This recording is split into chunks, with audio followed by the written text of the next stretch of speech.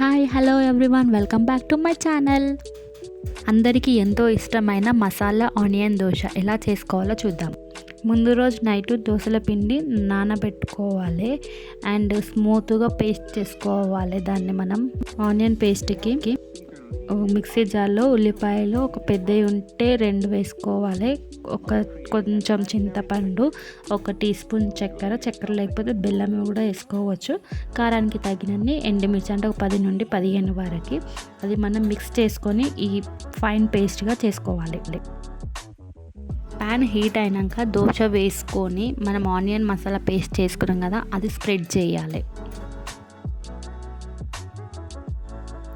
మరొక దోశ మీద ఇలా ఆనియన్ మసాలా వేసినాక ఆనియన్స్ వేసుకోవాలి. ఆనియన్స్ ఇది ఆప్షనల్, ఇష్టం ఉన్న వాళ్ళు వేసుకోవటం, లేకపోతే లేదండి.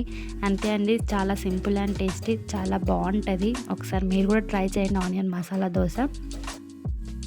నేను ఆల్రెడీ పల్లి చట్నీ ప్రిపేర్ చేసి పెట్టేసినాను అండ్ ఇలా చేస్తే చాలా ఇష్టం నాకు. అంతే అండి, ఎంతో simple and tasty onion masala dosa ready. Thank you for watching this video. Thank you all, each and everyone. Keep smiling. Bye bye.